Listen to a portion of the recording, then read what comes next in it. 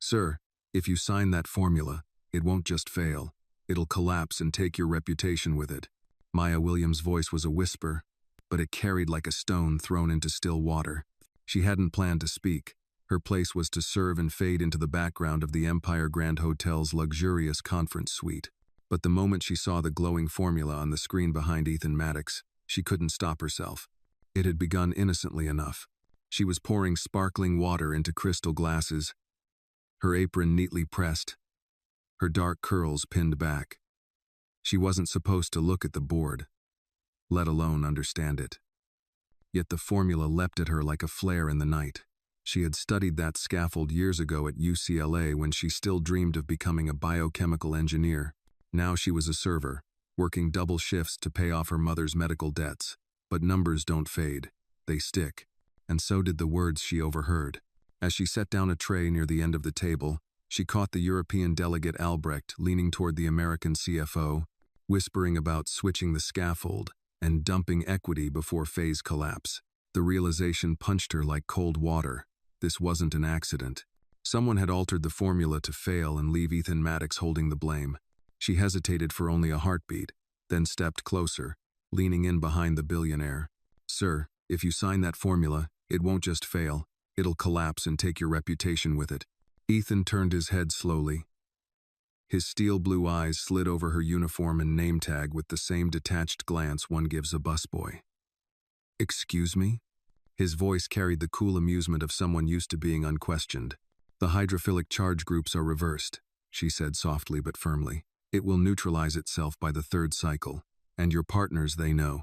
I overheard them planning to blame the lab. A low laugh from the CFO. God, this is rich. A waitress with conspiracy theories. Ethan raised a brow, lips curling faintly. Do you have any idea how complex this research is? Or how absurd you sound? His tone had shifted from polite curiosity to open condescension.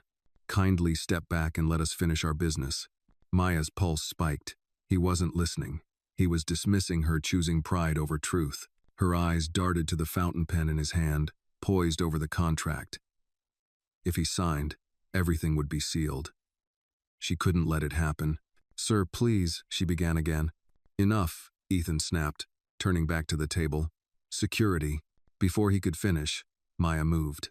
She stepped forward, reached out, and snatched the pen from his fingers. The room gasped, chairs scraped. One investor half rose, stunned. Maya's hand trembled, but she held the pen tight, her voice shaking now but louder. You don't understand? They're setting you up. That formula will implode. You will lose everything. Ethan's jaw clenched. Give me back my pen. Not until you look, she shot back. Not until you check the sequence yourself. Silence fell.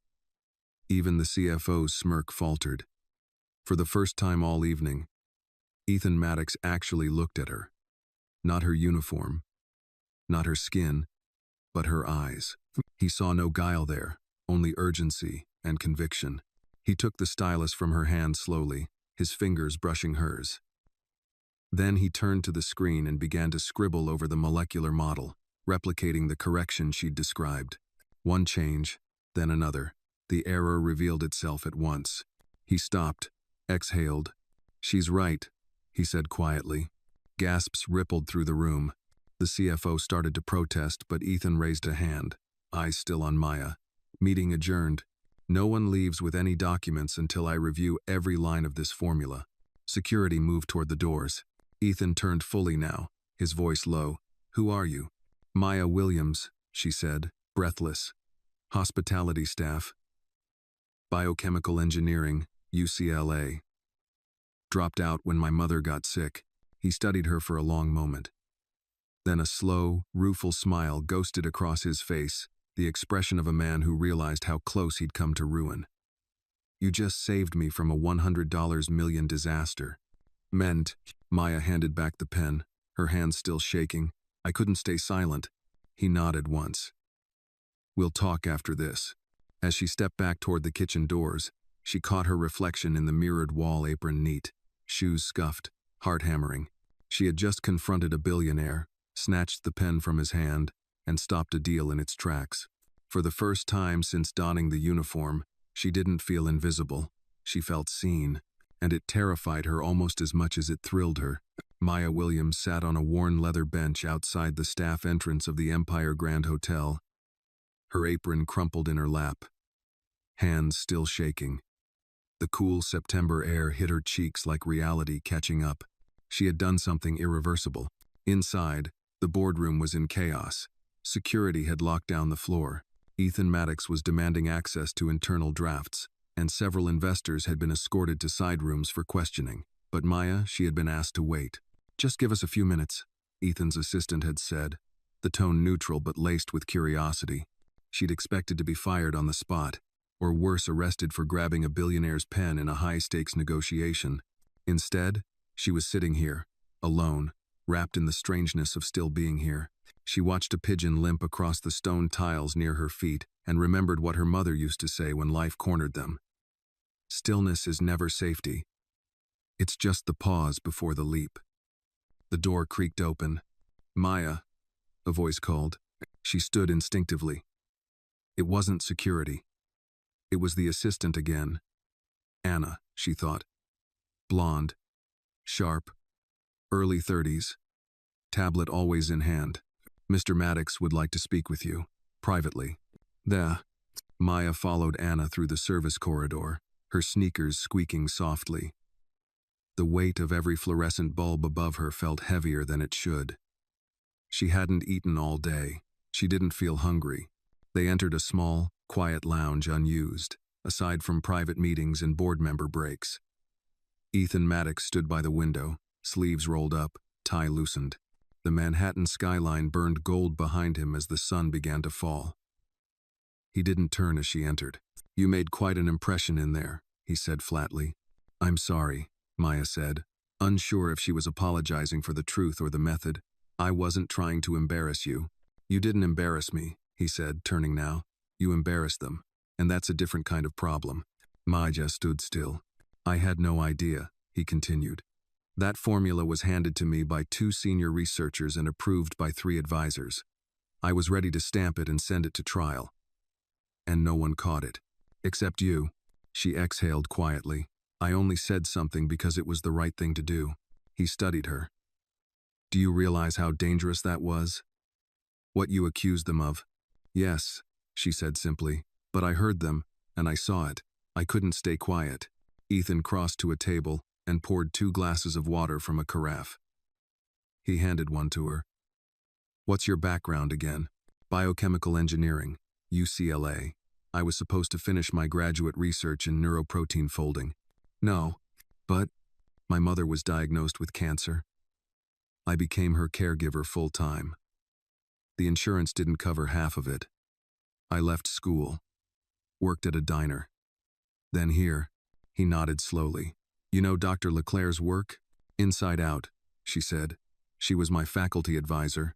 Ethan sat down in a high-backed chair. "You're not a waitress." Maya tilted her head. "I am now." A faint smile ghosted across his face. "Not for long, if I have anything to say about it." Silence settled between them. Maya took a sip of water, letting the quiet stretch. "What will happen to them?" she asked. "The people who tried to sabotage the deal?" "They're being dealt with," he said, discreetly. "The CFO's resignation letter will be in my inbox before morning, Mr. Albrecht is already on a plane back to Berlin, and his access to our R&D servers is revoked. But the damage could have been done. If you hadn't stepped in." He trailed off. "You saved me," he said finally. "I wasn't trying to save you," Maya replied softly. "I was trying to save the science, what it was supposed to do." Ethan looked at her with something new in his eyes, something Maya couldn't quite name. Not pity, not surprise. "Respect. I want you to meet my head of research," he said. "I'll make the introduction tomorrow. She'll know what to do with someone like you." Maya's heart skipped. "I'm not asking for anything," she said quickly. "I know," he replied. "That's why you deserve it." He stood again, pulled out a card from his pocket, and handed it to her. "Tomorrow, 9 a.m., Maddox Tech, 48th and Park. Ask for Dr. Rosenthal. She'll be expecting you." Maya looked down at the card in her hand. It was heavy, real cardstock, not the kind of thing someone gave lightly. Maya truly is a brave soul. Give her a like to show your support. And don't forget to comment where you're watching from, because who knows, someone right near you might be watching this too. Ethan moved toward the door, then paused. And, Maya? Yes? Don't ever let anyone treat you like background noise again. She held his gaze for a moment, then nodded. I won't. As he left, she was alone again, except she wasn't the same girl who had clocked in at sunrise. She stepped back outside, the city humming louder now.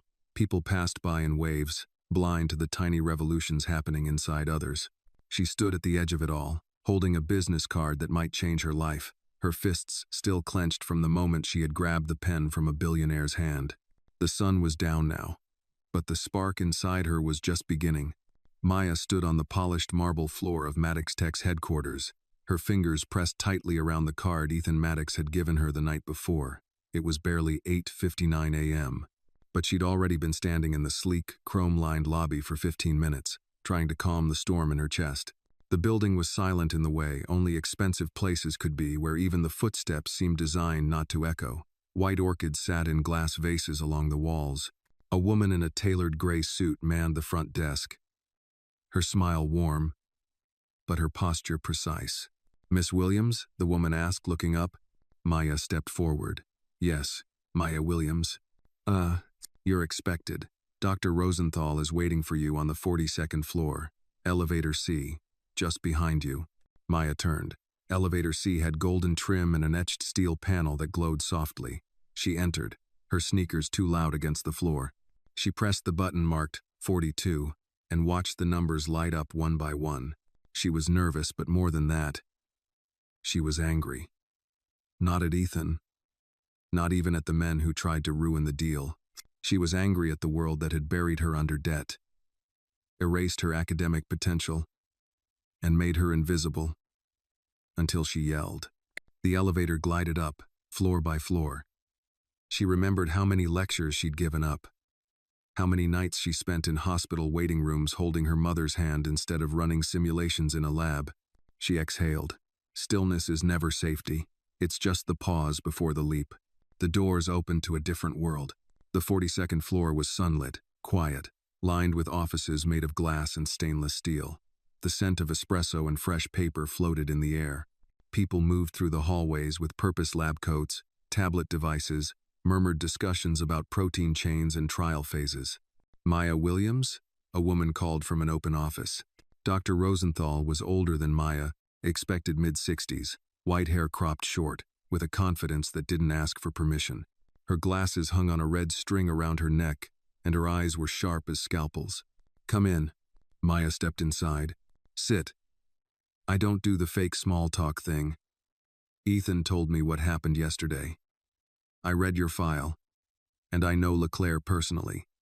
She doesn't waste her mentorship on mediocrity. Maya blinked. Thank you. That means a lot. I don't give compliments, Rosenthal said. That was a statement of fact. She pulled up a holographic file on her desktop, rotating the corrected formula Maya had caught the night before. This should have been caught months ago. If you hadn't spoken up, this company would be in the middle of a class action lawsuit before Christmas. Maya didn't know what to say, so she just nodded. Rosenthal leaned back. So here's what we're going to do. You'll come on board as a research assistant in the Neurochem division. You'll get access to our labs, our systems, and the trials in Phase 1.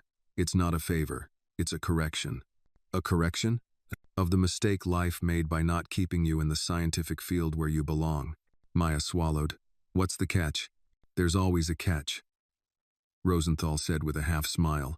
You'll be working under a microscope. The others know who you are. Some won't like it. You didn't come up through their path. You're a wild card. Worse, you're right. No. Maya's voice steadied. I'm used to being underestimated. Good, Rosenthal said, standing. Because there's a lab coat in the supply room that needs a name tag, and a sequence that needs double-checked by noon. Maya stood too, her spine straight. I won't let you down. I don't care if you let me down. Just don't lie to the data.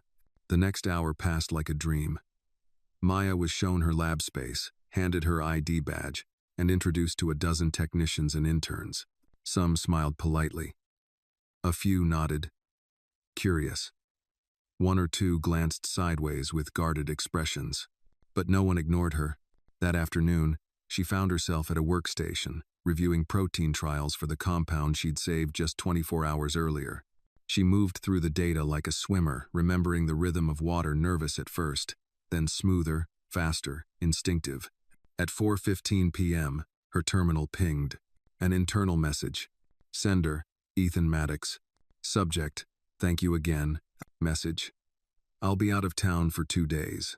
When I return, I'd like you to sit in on our development meeting. You've earned a seat at the table.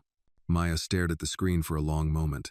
She remembered standing outside the hotel less than a day ago, unsure if she even had a job. Now she was being invited into the inner circle of one of the most powerful biotech companies in the country. She leaned back in her chair, watching the sun set over the skyline outside the lab window, and for the first time in a long while, Maya Williams didn't feel like someone waiting for life to start. She felt like someone who had just begun. Maya's second morning at Maddox Tech began with a chill in the air and a strange heaviness in her chest.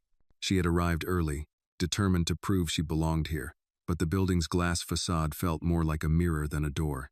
She saw her own reflection before she saw the security guard wave her through with a nod.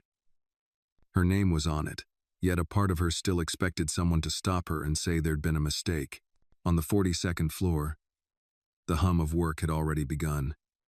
Technicians moved between labs, tablets in hand, murmuring over charts. Screens flickered with complex diagrams and live trial data. The smell of coffee drifted from the break area. Everything looked so normal. But under the surface, Maya sensed the shift. She had walked into a world where power and science danced together, and where trust was a fragile currency. She slipped on her new white lab coat. Her name, Maya Williams, was printed neatly on the badge clipped to her chest. It felt heavier than it should, like a medal and a warning at once. Dr. Rosenthal appeared in the doorway of the lab, sharp as always. Williams, you're with me. We're reviewing the stability simulations before the exec meeting. And bring your notes. Maddox wants results on his desk when he's back from DC. Yes, ma'am, Maya said, gathering her papers. The way Rosenthal looked at her, direct, unsentimental, was strangely comforting. It was the way professors used to look at her before life rerouted everything. They entered the simulation room, walls lined with curved monitors showing molecular models in 3D. Maya adjusted the hydrophilic sequences she had flagged the night before. The corrected structure pulsed on the screen, glowing in stable blue. Rosenthal stood with arms crossed. Impressive. You still remember the fold patterns. I never forgot them, Maya murmured. I just didn't think I'd ever see them again. Rosenthal gave a rare half-smile. Get used to it. This is your reality now, and reality here has sharp teeth. Maya's fingers paused over the keyboard. You mean because of yesterday? I mean because you made enemies. Powerful ones.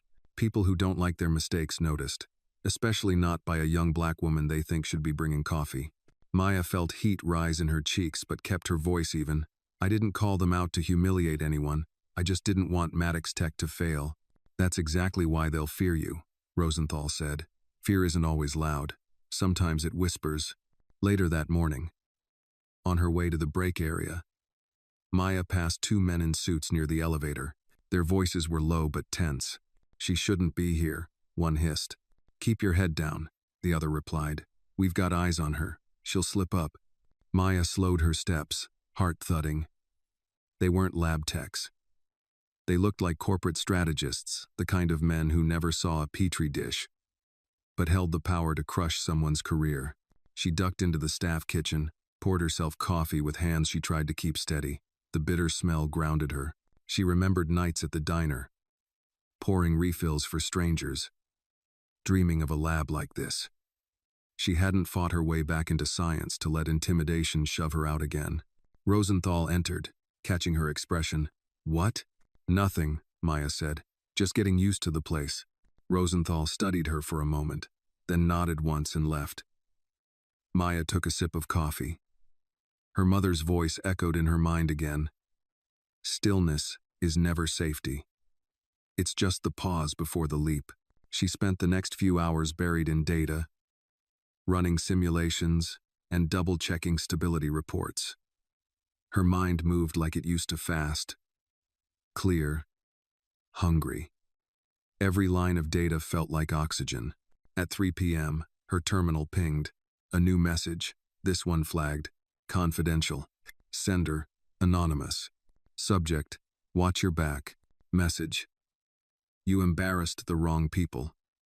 Don't think Maddox can protect you forever. Maya's stomach dropped. She glanced around the lab. No one looked at her, but suddenly she felt the weight of every pair of eyes. She closed the message quickly, wiped her palms on her lab coat, and tried to focus on the screen. 5 minutes later, Rosenthal appeared again. We're going upstairs. Executive prep meeting. Maddox is dialing in remotely. Bring your corrected sequence. Maya gathered her notes and followed. They took the elevator to the 50th floor, where the executive boardroom overlooked the entire city. The table was long, the chairs deep. Men and women in dark suits murmured as they arranged their papers. One or two glanced at Maya, then quickly looked away. A screen at the far end flickered to life. Ethan Maddox appeared via secure video call, in a hotel room somewhere in D.C. His tie was loosened, but his eyes were sharp. Let's see the data, he said without preamble. Rosenthal nodded to Maya. You're up. Maya stepped forward, plugging her tablet into the display. The corrected protein fold blossomed onto the wall screen in stable blue and green. The reversal of the hydrophilic groups has been corrected, she said clearly. Stability has increased by 48%. We're ready for phase 1 trials with minimal risk of collapse. Maddox's eyes narrowed slightly, not in disapproval but in concentration. Excellent, thank you. Maya. It was the first time he'd said her name in front of his team. A few heads turned. The room shifted, subtly, as if some invisible hierarchy had been nudged. Ladies and gentlemen, Maddox continued, I don't care what your titles are. Yesterday, a member of the hospitality staff saved this company from disaster. Today she stands before you as part of our research team. Get used to it. Maya felt a strange warmth in her chest, even as she sensed the frost creeping from a few corners of the room. Not everyone was clapping, not everyone was smiling, but she had spoken, and she had been heard. As the meeting adjourned, Rosenthal whispered to her, keep your head high. The higher the floor, the thinner the air. Maya managed a small smile. I've been breathing thin air my whole life.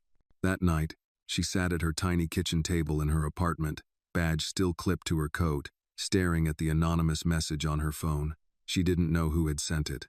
She didn't know how far the sabotage had reached. But she knew one thing, she couldn't back down now. She was in the middle of something much larger than a single formula. And somewhere out there, someone wanted her silent. Her fingers tightened around the phone.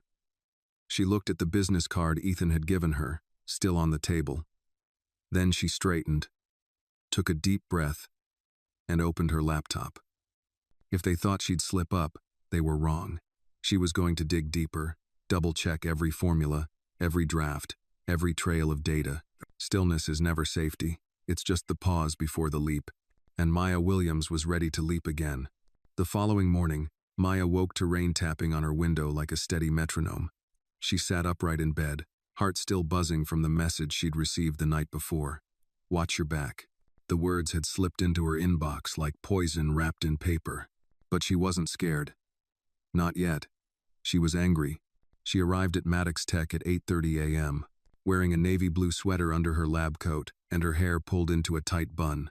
Her sneakers were still scuffed, but her posture was different, firmer, unyielding. She no longer felt like an outsider sneaking into someone else's world.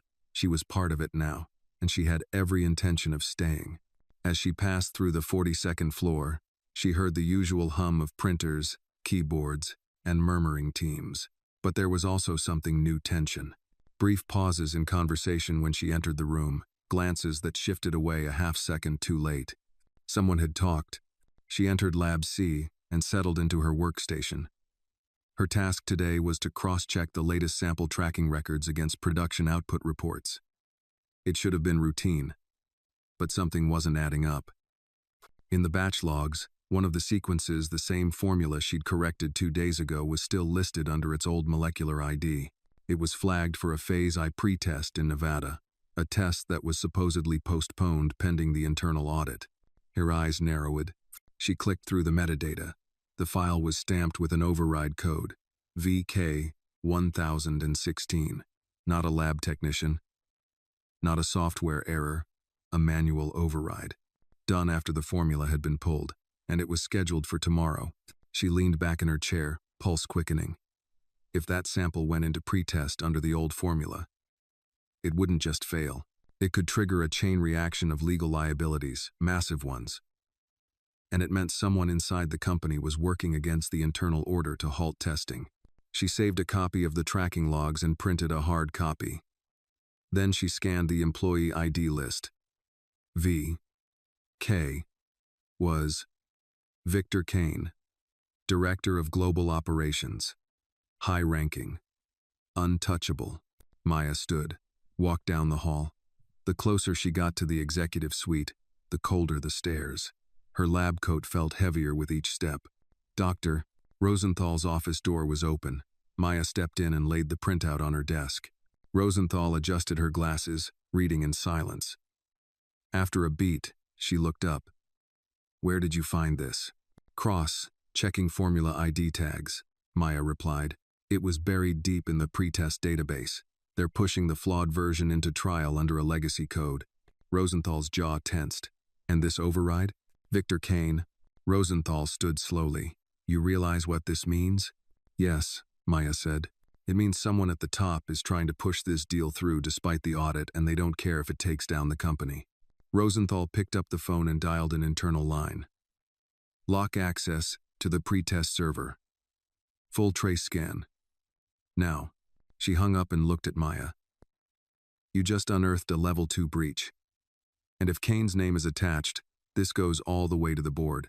"I didn't plan to find this," Maya said, "but if they're still trying to push that poison out, someone needs to stop them." Rosenthal nodded, "Which means we'll need evidence, more than just a log file." That afternoon, Maya worked from a secure side lab under Rosenthal's clearance. She began tracing digital footprints, access logs, timestamps, email triggers. She wasn't a hacker, but she knew systems, and most importantly, she knew how to read between the lines. Her breakthrough came just after 5 p.m. Buried in the backup files was a packet of email drafts never sent but saved. From Victor Kane to a private biotech contractor in Nevada. One of them read, "Proceed with original version. Timeline must stay on track. Risk is manageable. Maddox won't know until it's too late." There it was, clear intent, a paper trail. She printed it, heart pounding, but as she slid the documents into a manila envelope, she noticed a figure standing outside the lab's glass door. It was Kane, tall, sharp suit, salt and pepper hair, expression unreadable. He knocked once, then opened the door without waiting. "Miss Williams," he said coolly. "Working late?" She kept her face calm. "Just finishing reports." Kane stepped inside slowly, his eyes drifting across her workstation. "You've made quite the splash here. Maddox seems to think highly of you." "I just follow the data." Kane smiled thinly. "That's good. Data keeps us honest." He reached into his coat pocket and pulled out a small envelope. "Your temporary contract. I was asked to deliver it myself." She took it with steady hands, noting his eyes never left hers. "You'll be joining us full-time soon," he said. "That is, if you understand how to work within company rhythm." Her breath caught. He was careful. Too careful. Not a threat. Not a compliment. A test. "I understand the value of doing what's right," Maya replied. "Do you?" he asked softly, tilting his head. "I find idealism charming, until it becomes dangerous." He turned, walked out. Maya waited 5 minutes, then slipped out the back and went straight to Rosenthal. They locked the lab behind them and sat in a secured office as Rosenthal read the printed emails. Her face grew colder with every line. "We have enough," Rosenthal said. "Tomorrow morning, we bring it to Maddox. He'll be back by then." What if Kane gets to him first?" "He won't," Rosenthal said. "But if he tries, we'll be ready." That night, Maya walked home in the rain, envelope clutched to her chest beneath her coat. She passed glowing street lamps, closed shops, and the sound of a saxophone wailing from a subway grate. This wasn't about just a formula anymore. It was about the truth and the machine trying to bury it. and Maya Williams wasn't going to let that happen. Ethan Maddox stepped into his private elevator just past 7 a.m., 3 hours earlier than anyone expected. His flight from Washington had landed at dawn, and he'd bypassed the waiting car service, opting instead to drive himself straight to Maddox Tech. He hadn't slept, not after reading Rosenthal's encrypted email at 2:17 a.m.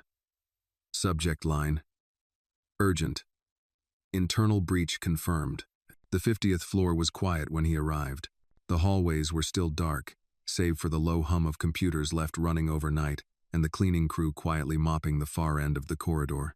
He walked with purpose, every step calculated, his jaw tight, his mind already running scenarios. He stepped into his office, flicked on the lights, and closed the door behind him. 15 minutes later, Dr. Rosenthal entered, followed closely by Maya. Maya wore the same lab coat from yesterday, her eyes alert, her posture rigid, but grounded.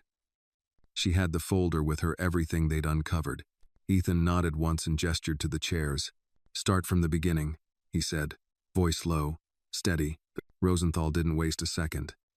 She laid the files on his desk, spreading them open like a case file. "Your phase I pre-test in Nevada still active. The sample scheduled for trial is the flawed version, under a legacy ID." Ethan frowned. "We pulled that sequence." "Yes," Rosenthal said, "but someone overrode the hold. Look here, manual entry, VK 1016. Maya added quietly, "That's Victor Kane." Ethan's hand froze over the folder.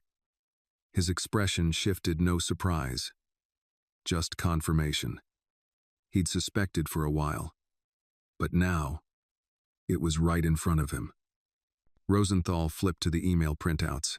"These are draft messages never sent but saved on the backup server." Kane was pushing the original version through.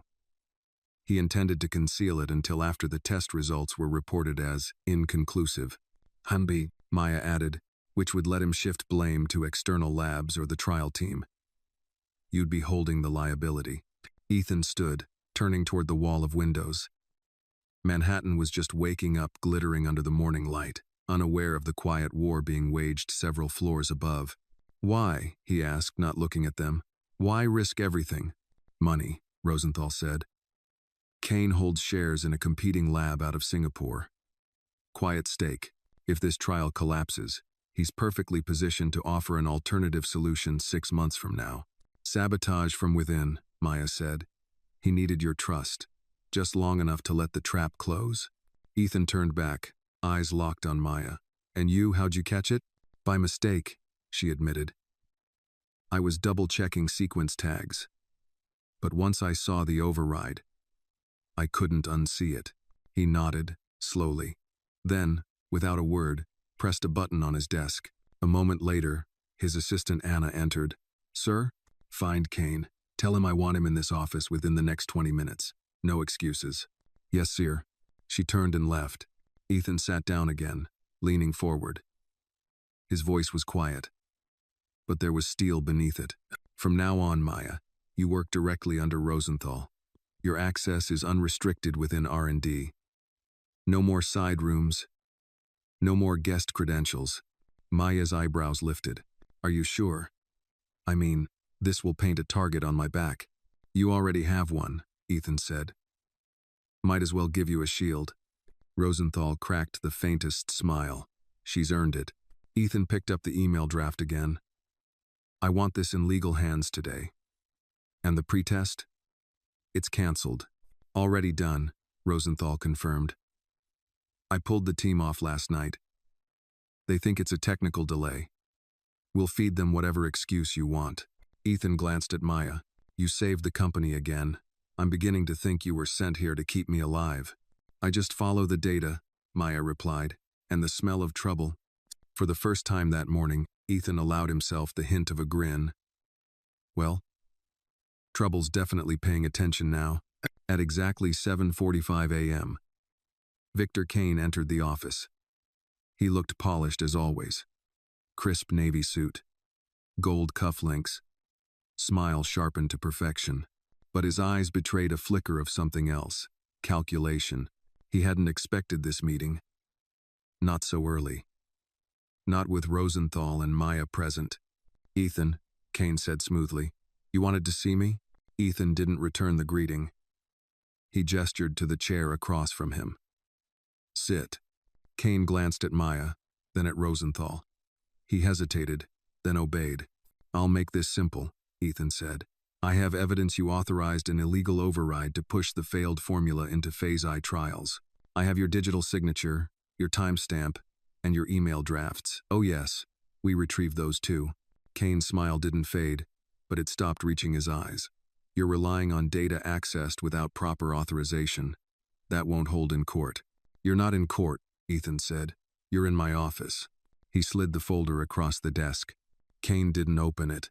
I could go public, Ethan continued. Or I could call a closed-door session with the board in an hour. Your shares will be frozen. Your exit terms revoked. Now Kane's jaw tightened. What do you want?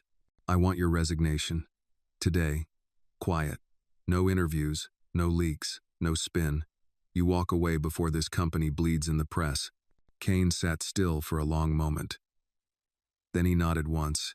I'll have it on your desk in 20 minutes. Ethan stood. Make it 10. Kane left without another word. When the door clicked shut, Maya let out a slow breath she hadn't realized she was holding.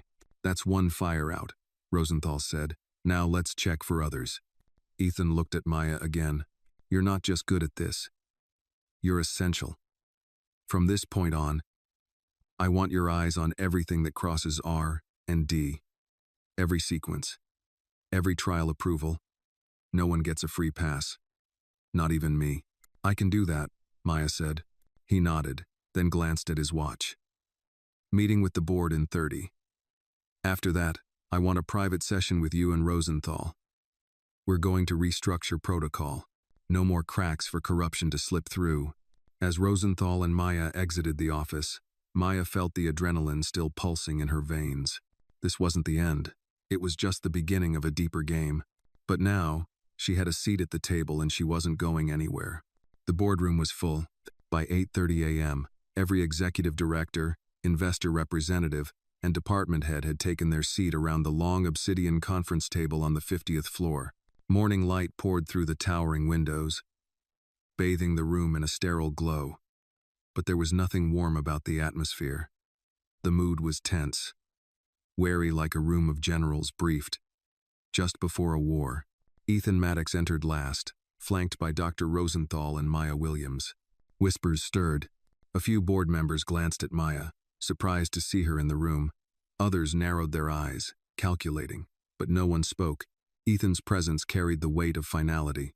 When he sat, the room quieted to a pin drop. Let's begin, he said. Anna handed out sealed folders to each person at the table. Inside were the findings, every detail of the breach. Kane's override, the concealed Phase I test order, and the backup communications proving intent. For the last 48 hours, Ethan said, his tone cool and measured, we've been walking the edge of collapse. An internal attempt to bypass company protocol could have cost us not only millions in R&D but also our reputation, investor confidence, and most importantly public safety. The papers rustled. A few gasps broke the silence as eyes scanned the damning evidence. Ethan continued. Victor Kane has tendered his resignation. Effective immediately. His access has been revoked. His shares are under legal review. Maddox Tech will file a formal breach of contract and pursue recovery of all bonuses granted under the Innovation Agreement of 2022. No one asked questions. Not yet. Ethan let the silence linger, then nodded toward Maya.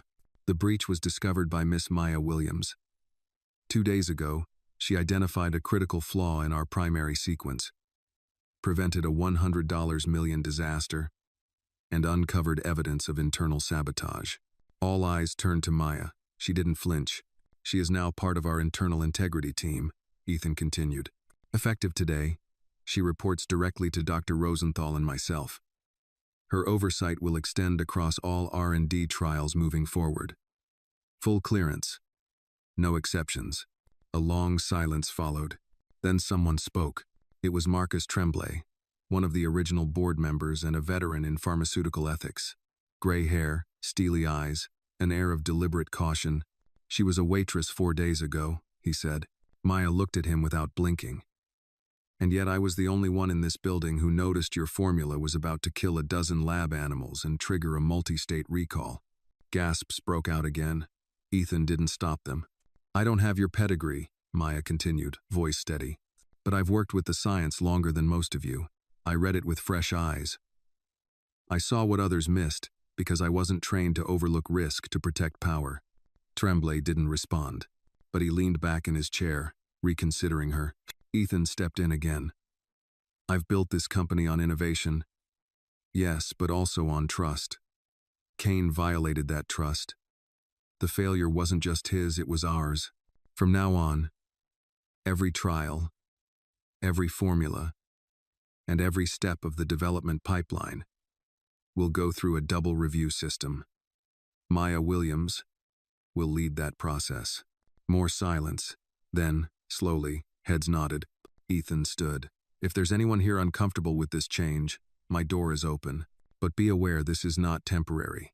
Maddox Tech moves forward with clean science and clean hands. Or it doesn't move at all. The meeting adjourned. As the board members filtered out, several paused to glance back at Maya. Some with surprise, a few with begrudging respect, others curiously silent. Maya watched them carefully, memorizing the faces of those who had nothing to say. When the room emptied, Ethan turned to her. You handled that well. No. I said what needed to be said, she replied. You also just made enemies, Rosenthal said bluntly. I had them already, Maya said. Ethan nodded. I want you to begin full audit prep this afternoon. Start with R&D from the last 6 months. Look for anything Kane might have touched. If he had allies here, they'll leave fingerprints. Maya raised an eyebrow. You really think he wasn't acting alone? Ethan leaned on the edge of the table, his face serious. I know he wasn't. 0, Rosenthal added. People like Kane never work alone. They build safety nets. Fall guys. Smoke screens. The data trail will tell us what we need. Maya glanced at the folder in her hands. I'll trace every log, every override. If someone else's hand is in this, I'll find it. Ethan met her eyes. That's exactly why you're here. Later that day, Maya returned to her lab on the 42nd floor and began sorting through thousands of lines of server activity. She combed through archived logs, cross-referenced timestamps, and flagged anomalies. She didn't stop for lunch, barely sipped her coffee. The deeper she dug, the more tangled the web became. At 4:42 p.m., she found something. A private server log had been purged 4 weeks ago, but not cleanly. A backup fragment remained in the memory stack. It showed Kane had initiated a document transfer to an encrypted USB device, one that was never registered through security protocols. But the kicker? The device wasn't his. It was assigned to someone else. An internal ID, SG-3947. Maya's heart skipped. She pulled up the personnel list. The ID belonged to Sylvia Grant, Vice President of External Partnerships, a woman who had been quiet through the entire board meeting, and someone who had everything to gain from a trial's sabotage. Maya stared at the screen, blood rushing in her ears. She'd thought Kane was the rot, but now she saw it more clearly. He was the leak, not the dam. The real cracks were deeper, and if Sylvia was involved, then the game wasn't just internal, it might have reached outside Maddox Tech's walls entirely. Her hand hovered over the call button to Rosenthal's office. She didn't hesitate. Dr. Rosenthal, she said, I found something, and it's worse than we thought. Rosenthal's office was dark, lit only by the bluish glow of her desktop monitor. She looked up as Maya entered, urgency on her face, and the printed logs clutched tightly in one hand. I've got something, Maya said, closing the door behind her. Rosenthal gestured for her to sit. Show me. Maya spread the documents across the desk. This is from the backup memory stack. Someone tried to wipe a transfer log clean from our servers, except they missed a fragment. The recipient device wasn't Kane's. It belonged to Sylvia Grant. Rosenthal's face hardened. Are you sure? Maya nodded. Device ID match. And time. Stamped only 2 hours before the override Kane submitted. Which means she may have been feeding information to someone else, or worse, facilitating the trial push herself. Rosenthal leaned back, the wheels already turning in her head. Sylvia oversees all external contracts. If she's involved, we're looking at a possible coordinated breach. This isn't just sabotage, it's corporate espionage. And we can't bring it to the board yet, Maya said. Not without hard proof. She's too insulated. If we confront her and she gets spooked, everything vanishes. Rosenthal gave a slow nod. Then we dig. Quietly. I'll lock down her access paths from the back end. Mask it as a routine audit. You track anything linked to her name, emails, calendar entries, badge logs. I'll start now. Maya, Rosenthal said before she could leave, be careful. Sylvia's not Kane. She's 10 times more strategic and 20 times more dangerous. She's survived 6 board reshuffles and 3 failed takeovers. She plays the long game. I don't scare easy, Maya replied, but inside, a tremor of unease flickered. That evening, the office slowly emptied out. The usual buzz of movement faded, replaced by distant elevator chimes and the occasional hum of a printer. Maya stayed, the lab lights dimmed to conserve power, her screen casting shadows across her desk. She opened Sylvia's employee history file. Ivy League. Former consultant at Greystone Biotech. Recruited personally by Maddox 5 years ago to handle overseas expansions and investor relations. But there was something strange in her badge activity. Last Thursday night, her credentials had been used to access the secure data vault. Between 11:47 p.m. and 12:09 a.m., a full 18 minutes, after hours, alone. There was no scheduled task at that time. Maya checked the camera logs. Most footage had been overwritten standard protocol every 72 hours, but a thumbnail still remained. A blurry frame captured Sylvia walking toward the vault. She was dressed in a sharp red coat. Maya remembered that coat. Sylvia had worn it to the quarterly dinner last month. Designer, bold, expensive, and memorable. Maya snapped a screenshot and sent it to Rosenthal with a short note. She was there, unscheduled, alone, Thursday night. Well, less than a minute later, Rosenthal responded. You have authorization to investigate the vault logs. Use my code, discreetly. Maya's fingers flew across the keys. Inside the vault log files, she found the list of documents Sylvia had downloaded that night. Financial projections for the NeuroCure series, proprietary protein mapping data, and one particularly sensitive file, R&D partnership, Tanaka Pharma draft proposal. Maya froze. Tanaka Pharma was a Japanese conglomerate and Maddox Tech's primary competitor in neurotherapeutics. The file had never left internal planning stages. No one outside the highest execs even knew it existed. But now Sylvia had accessed it.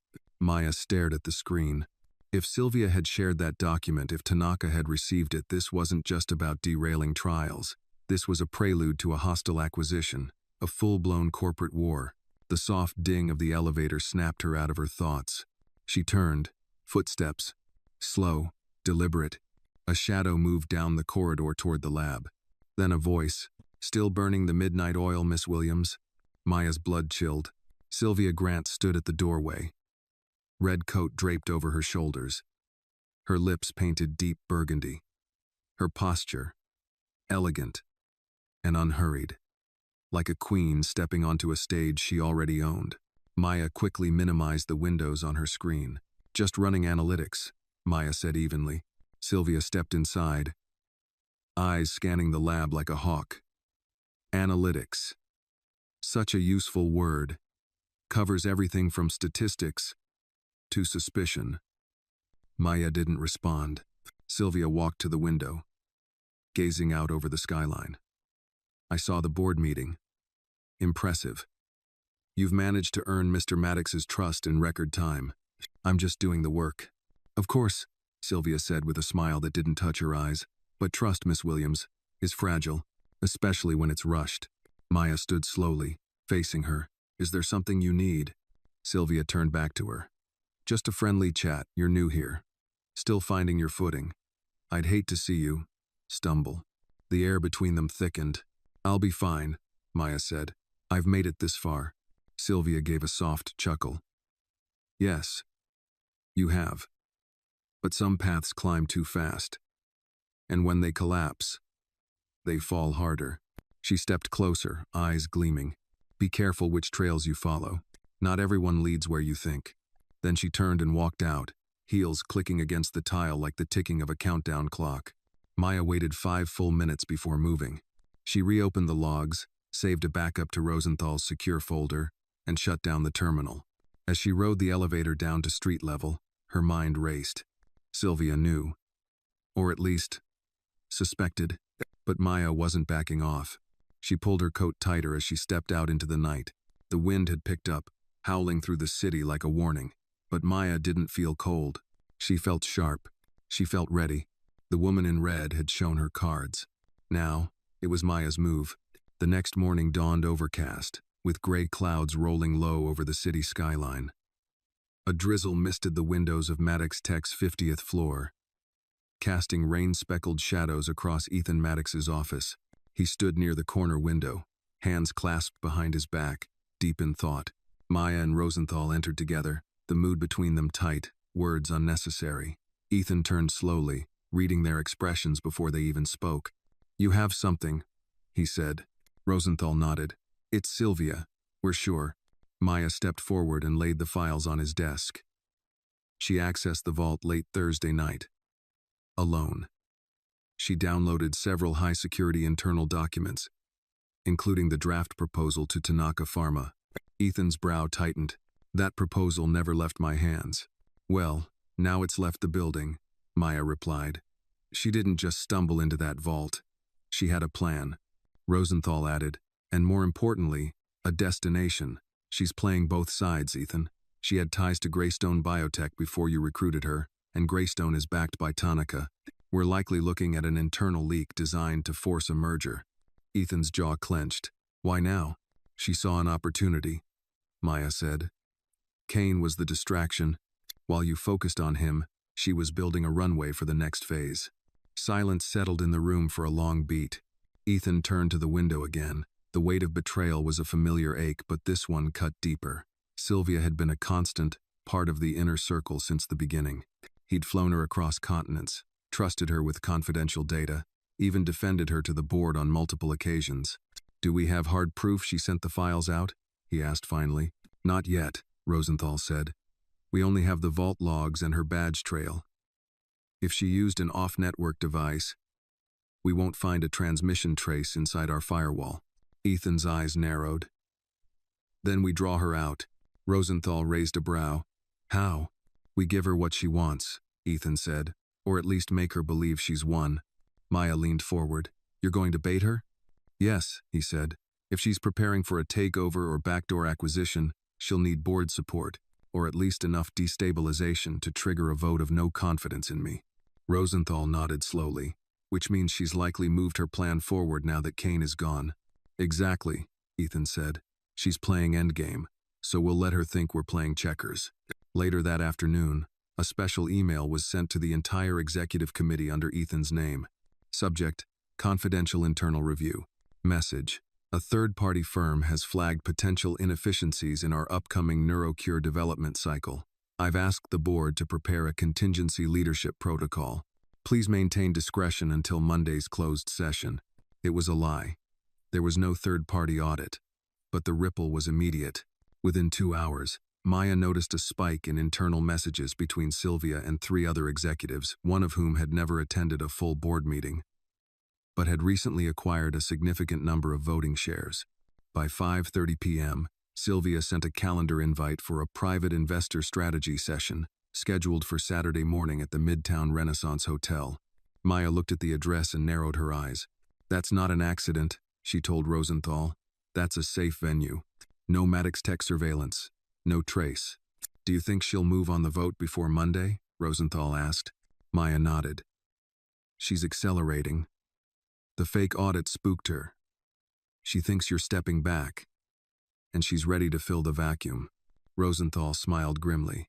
"Then let's make sure she walks right into it." Saturday morning came fast. Maya arrived first at the Midtown Renaissance, wearing a charcoal gray suit and carrying a faux investor packet tucked under her arm. Her role was simple: Blend, observe, and record. Rosenthal waited nearby in a surveillance van, one of Maddox's private assets, monitoring live feeds from Maya's discreet lapel camera. At 9:05 a.m., Sylvia entered the hotel's 16th floor conference suite. She wore black today, sleek and commanding, with no trace of the red coat that had marked her betrayal. 3 other men followed her in, 2 board members, 1 silent partner. Maya sat at the far end of the room, notebook open, eyes low. No one noticed her. Sylvia was too focused, too assured of her power. Her voice filled the space like a rehearsed aria. "We moved to a formal proposal within 72 hours, Sylvia said. "I've secured 6 out of 10 necessary votes. The NeuroCure trial's failure will justify Ethan's removal. Once we install a transitional board, Tanaka Pharma is prepared to offer a merger valued at $2.8 billion. Maya's breath caught. She continued taking notes without looking up, her lapel camera capturing every word. One of the men leaned forward. "What about Rosenthal? She won't go quietly." "She's already isolated," Sylvia replied.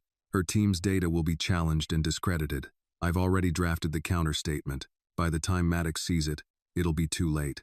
Maya's phone buzzed once in her pocket. A single message from Rosenthal. "Got it. Ethan is en route." Mayday. 10 minutes later, the conference room door opened. Ethan Maddox walked in. Silence fell like a thunderclap. Sylvia's face paled. "Ethan, what?" "You look surprised," he said, stepping forward, voice calm. "Please, don't stop on my account." One of the board members stood. "We were told you were stepping down." "Were you?" Ethan said, glancing at Maya. "Miss Williams, could you please play back the recording?" Maya tapped her phone. A hidden speaker crackled. "Tanaka Pharma is prepared to offer a merger valued at $2.8 billion. Sylvia turned white. Ethan laid a folder on the table. Full surveillance footage, vault logs, download timestamps, the transfer to the USB device, all of it. "I've already forwarded copies to our legal team in the Department of Justice." He looked at Sylvia, eyes like flint. "Corporate espionage, wire fraud, breach of fiduciary duty. You're done." Sylvia didn't speak. She didn't deny. She simply turned and walked out of the room, shoulders squared, heels echoing against the marble floor. Maya watched her go, heart hammering. Ethan turned to the stunned investors. "This company does not belong to opportunists. It belongs to those who build it, and the people who protect it." His eyes met Maya's. "Like her."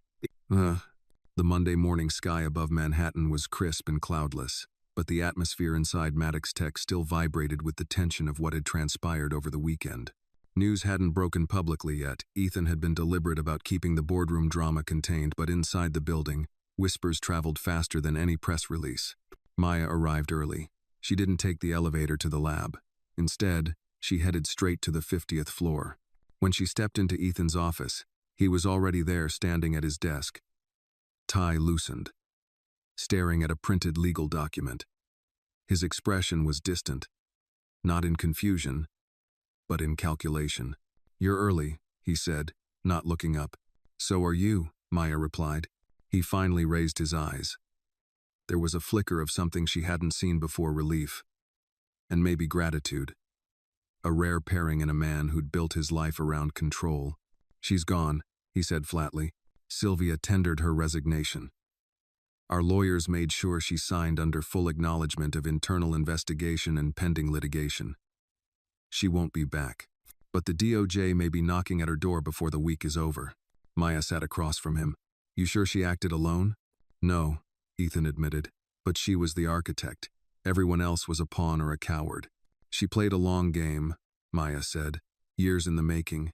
"She played my game," Ethan said, more bitterly. "And for a while, she played it better than me." Maya studied him a moment. Then she said quietly, "So what happens now?" Ethan slid a folder toward her. "Full executive access," he said. "Effective immediately. You'll be officially heading the R&D Ethics and Compliance Division. Dr. Rosenthal's team will feed you everything before trials launch." Maya blinked. "Wait, you're serious?" Ethan nodded. "You earned this. Every bit of it." She picked up the folder slowly, her name printed in gold ink across the front. Maya Williams, Division Lead. "I don't even know what to say." "Good," Ethan said. "That means you're not here for the title." They shared a brief smile, something rare in the past week of betrayal, secrets, and high-stakes exposure. Then Ethan's expression grew somber. But this isn't the end. It's just a quieter front. Sylvia had connections far beyond this company. Someone funded her. Someone stands to gain if we collapse. Maya frowned. You think Tanaka Pharma's deeper in this than we know? Tanaka. Greystone. Or someone we haven't identified yet. All we know is Sylvia was communicating through encrypted proxies. Legal's working with cybercrime consultants to trace her trail. Do I get access to those findings too? Ethan smirked. You get everything. Downstairs, in Lab C, Maya's arrival turned heads. Some whispered, others stopped talking altogether, but one by one, the technicians and scientists she'd worked alongside began to nod, wave, even smile slightly. Respect wasn't demanded at Maddox Tech. It was earned, and Maya had earned it. Painfully, publicly. Dr. Rosenthal entered 10 minutes later. Word spreading, she said. You're a department head now. Maya half grinned. I thought I'd have to survive a hazing. Oh, don't worry, that's still coming. Rosenthal pulled up a rolling chair beside her. We've got work to do. Neurocure trials are officially paused pending new oversight. You're overseeing the recalibration. Starting today. Maya opened her laptop. You have the new sequences? Uploaded to your server at 7:12 a.m. Everything's raw, unreviewed. Think of it as your first act as division-led. Maya cracked her knuckles. Let's get to it. For the next 4 hours, they dissected the molecular sequences line by line, ensuring every line of code, every protein chain, matched safety benchmarks and ethical compliance standards. It was tedious work, but Maya found herself completely immersed. This was her domain now, her call, her responsibility. At lunchtime, she stepped out for a breath of fresh air and found herself on the rooftop terrace. It was one of the few spaces in the building where quiet still reigned, an untouched pocket of sky and concrete benches above the city noise. To her surprise, Ethan was already there, alone. Thought I'd be the only one up here, she said. He gestured to the bench beside him. There's always room for two. Saturday, for a moment, they just listened to the wind. You know, he said, I used to think protecting this company meant building walls, keeping people out, guarding every secret like gold. And now? Now I think protecting it means choosing the right people, letting them in, letting them speak up even if they come from outside the club. Maya smiled faintly. That sounds dangerously like character development. He chuckled. Don't let it go to your head. A pause. Then Ethan added quietly. You were right. Back in the restaurant. About the formula. About everything. And I nearly let my pride cost us all. Maya looked out over the skyline. You listened eventually. That's more than most. They sat a moment longer, the air between them still, yet waited with mutual respect. Do you think people like Sylvia ever regret it? Maya asked. No, Ethan said. I think people like her always believe they're the smartest in the room, until the lights come on. Maya nodded. Well, we're keeping the lights on now. He turned to her. Yes, we are. And for the first time, it felt like a partnership. Not just boss and subordinate, not billionaire and whistleblower. But two people flawed, battle-tested, determined, watching over something fragile yet powerful. Truth. The week unfolded with a calm that felt unnatural, like the hush that follows a storm, when the sky is too quiet, the wind too still. The fallout from Sylvia's betrayal remained largely contained. No press leaks, no investor panic. Maddox Tech's PR department had been instructed to hold all statements pending legal review. But Maya knew better than to trust the stillness. She'd seen it before in the lab, in life. Still, water doesn't mean safe water. Sometimes, it just means the predators have gone deeper. And something about the way Sylvia had walked out unshaken, unafraid, kept replaying in Maya's mind. She hadn't been desperate. She'd been prepared. On Thursday afternoon, as Maya sat reviewing Neurocure's updated clinical safety data, an alert popped up on her screen. It was a system log flag anomaly, detected in file permissions on the internal documentation server. Someone had attempted to access a folder tagged Legacy Trial Footage, Phase 0. Maya's brow furrowed. That footage was locked down years ago, archived, encrypted, and access limited to a list of 5 names. She was now one of them. The others? Ethan, Rosenthal, and 2 long-retired executives. She pulled up the attempted access log. The user ID was ghosted, masked by a proxy, but the timestamp and IP trail led to a familiar floor. 46th. Finance. She picked up her phone and called Rosenthal. "Someone's poking around old trial footage," Maya said. "Phase 0, the secure archive." "That's buried data," Rosenthal replied. "Footage from the very first NeuroCure applications. Why would anyone want that?" "I don't know," Maya said. "But it happened from the finance department." Rosenthal went quiet for a moment. That floor was Sylvia's home turf. Maya leaned back in her chair. "Exactly. Want me to trace it?" "I've already started," Maya replied. "But I need your override to unlock the full admin trail." "I'm on it." 10 minutes later, Maya had the unmasked user ID. It wasn't Sylvia. It was someone else. Darren Lyle, Senior Compliance Analyst, Finance Department. The name wasn't familiar to Maya, which meant he'd never made noise.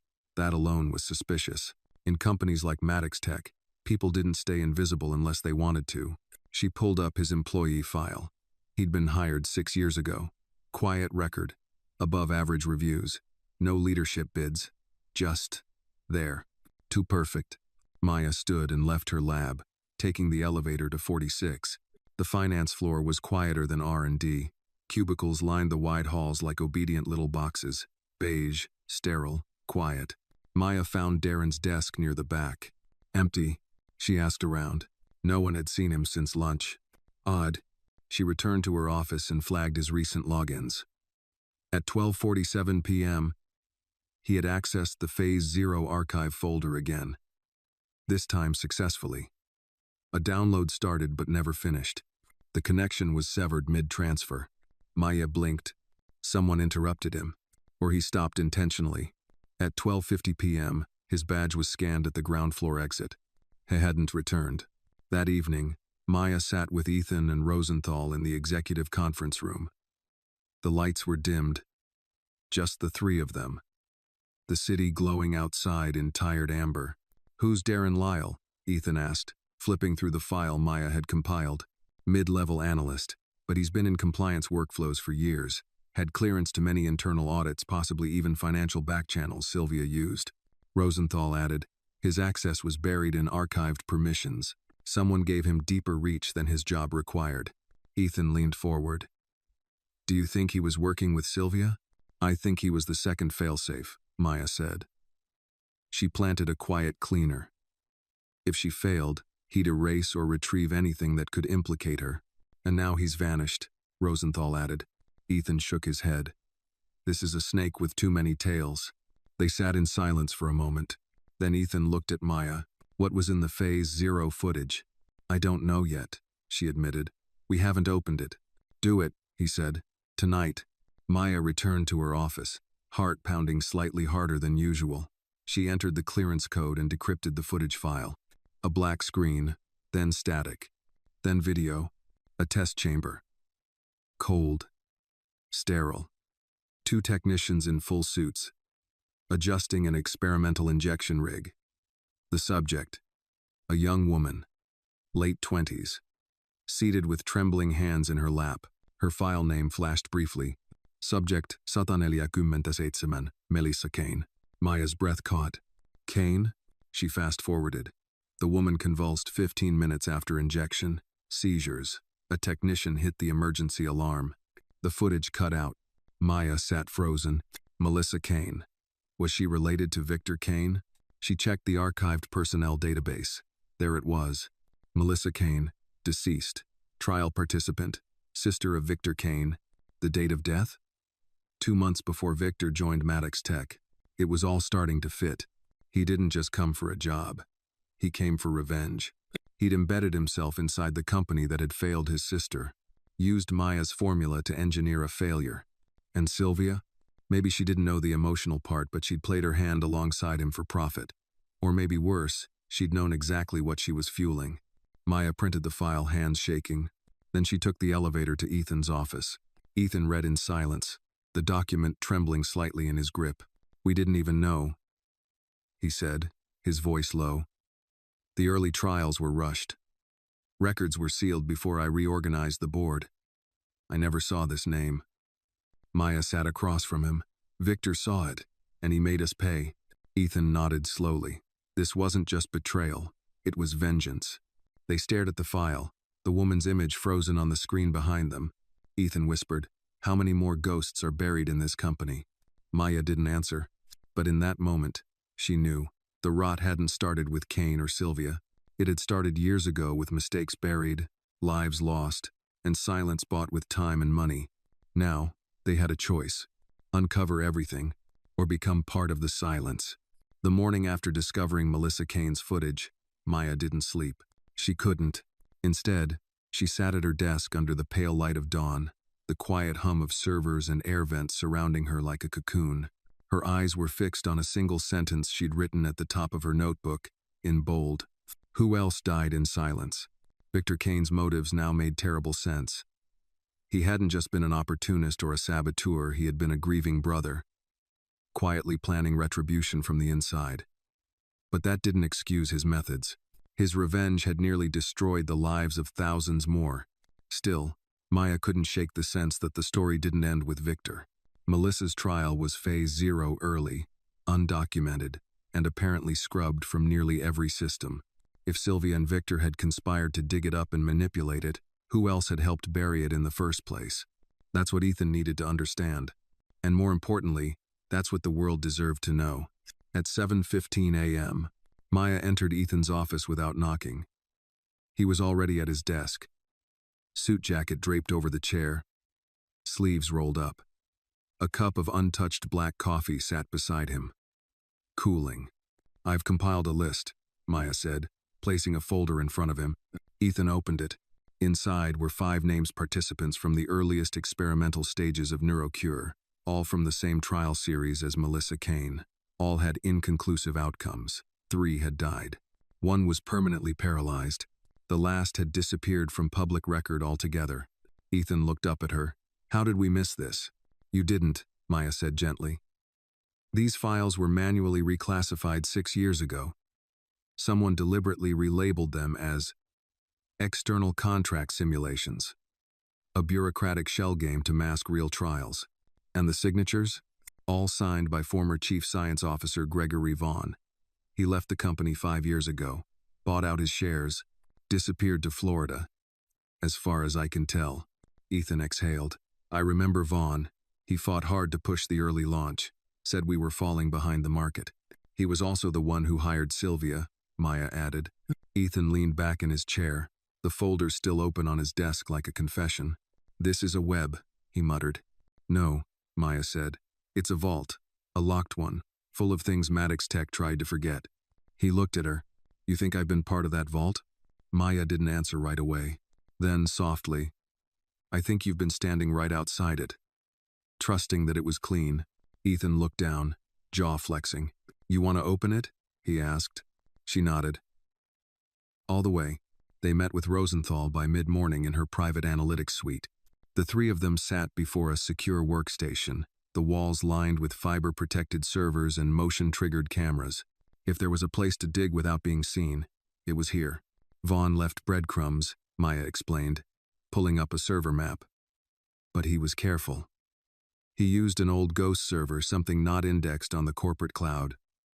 But it still exists. Rosenthal raised an eyebrow. "You found a ghost server?" "I followed his logins from the day before he resigned. He moved 28 gigabytes of data to an unregistered node. I cracked it this morning. It's labeled Blackbird Archives." Ethan stared at the screen. "What's inside?" Maya hit enter. Dozens of folders appeared: raw trial footage, internal communications, non-disclosure waivers, and more. Names, dates, outcomes, it was all there.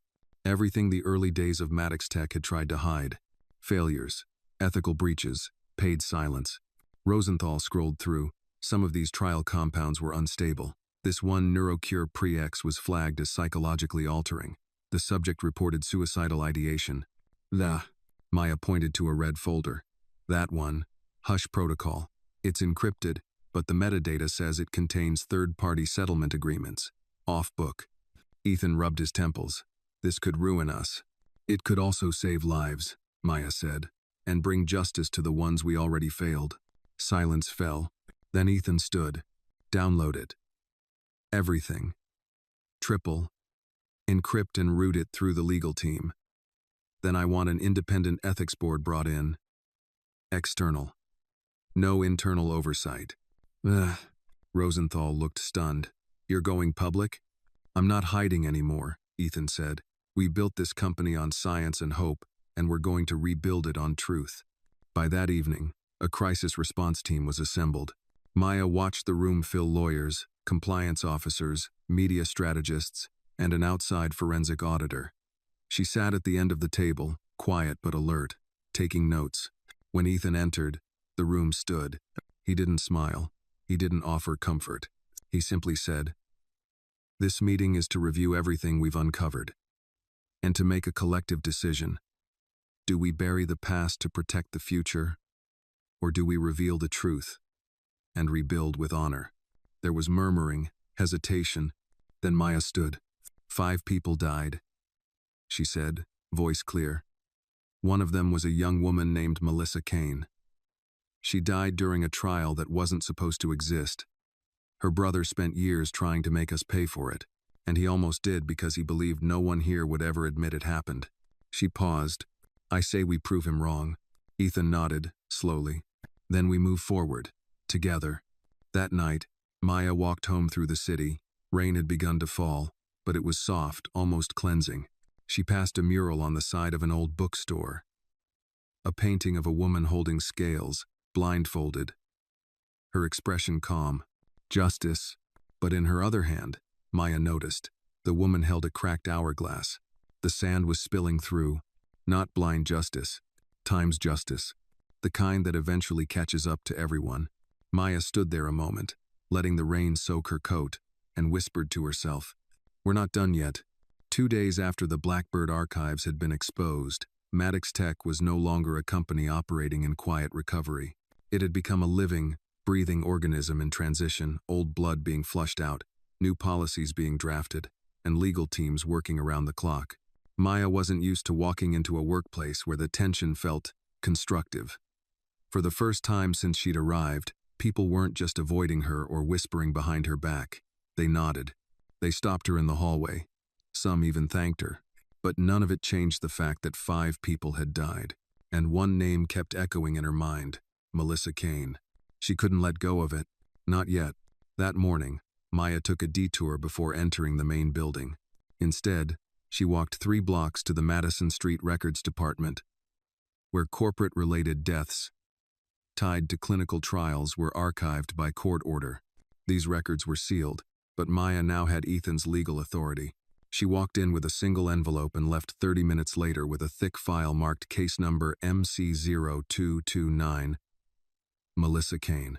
Back in her lab, Maya opened the folder slowly, careful not to skip any detail. Melissa had been 27, college-educated, a nurse technician from Albany. She had applied to the experimental neurocure trial voluntarily, citing chronic neurological inflammation and a desire to help the science. The consent forms were all there, but one stood out: an amendment, signed by Gregory Vaughn, dated 2 weeks after the original agreement. It added a classified compound extension to her treatment, one that was never approved by the oversight board. There was a single paragraph that made Maya stop breathing. Subject displayed positive neuroplastic response to compound X2 for 36 hours, before cardiac arrest and neurological degradation. Subject was resuscitated, but fell into a coma within 8 hours. Death declared 48 hours post-incident. Family notified of unexpected immune response. Trial log, sealed by internal directive. Below that was the signature. Victor Kane, legal intern, Maddox Tech. Maya stared at the page. He had been there. He hadn't just lost his sister, he had watched her die inside the machine. She walked straight to Ethan's office and laid the document on his desk. He scanned the lines, his face unreadable. He was in legal? For a summer internship, Maya said. 3 months. Just long enough to get into the building, long enough to see it all. And then, silence. Ethan sighed deeply, pushing back from the desk. That explains everything. He saw us lie, Maya said.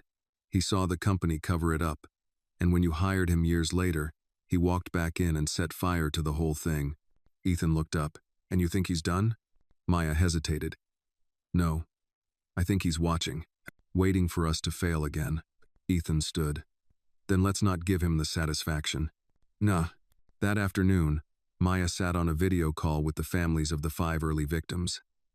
Ethan had asked her to speak not just because she'd uncovered the truth, but because she wasn't a corporate mouthpiece.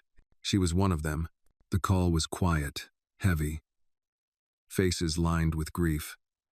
Some had aged visibly since the trial years. One woman wept silently as Maya spoke. We failed you, Maya said softly.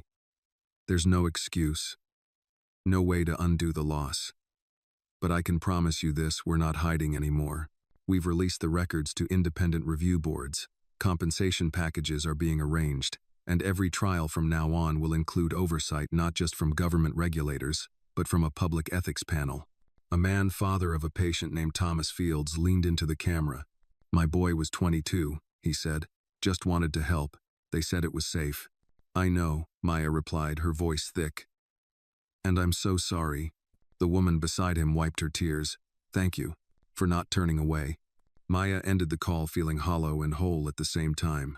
Justice wasn't complete, but it had finally begun.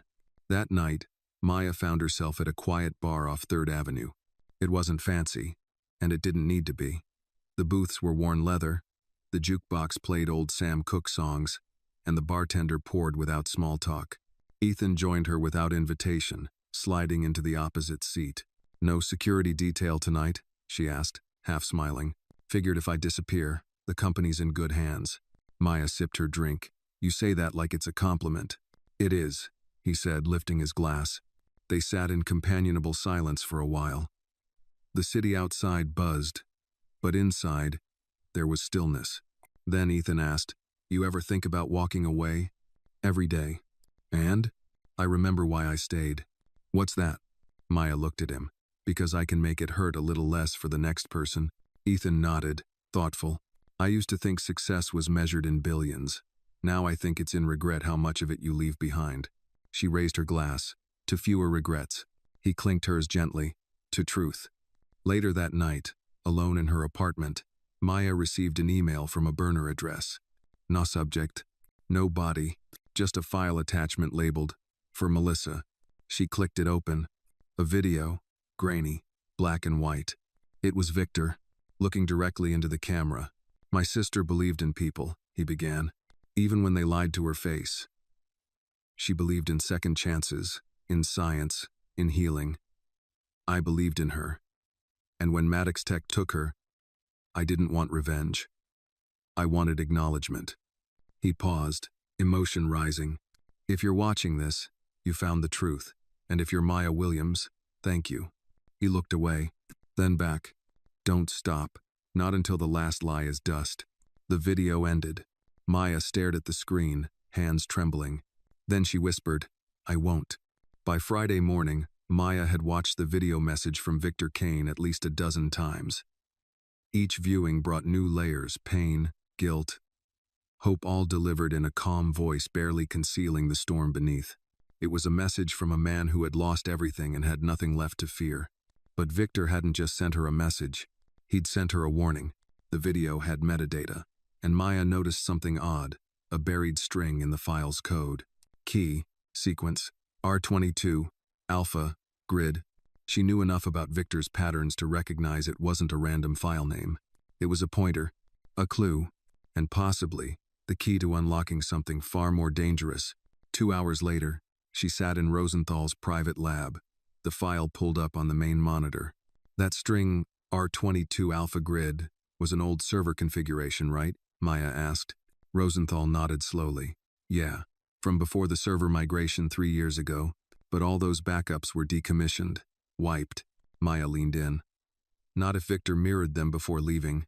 Rosenthal's brow furrowed. You think he cloned the entire NeuroCure development grid? I think he cloned what wasn't supposed to survive the wipe. Rosenthal hesitated. What do you think is on it? Maya stared at the screen. Proof that NeuroCure wasn't just flawed, it was designed to be addictive.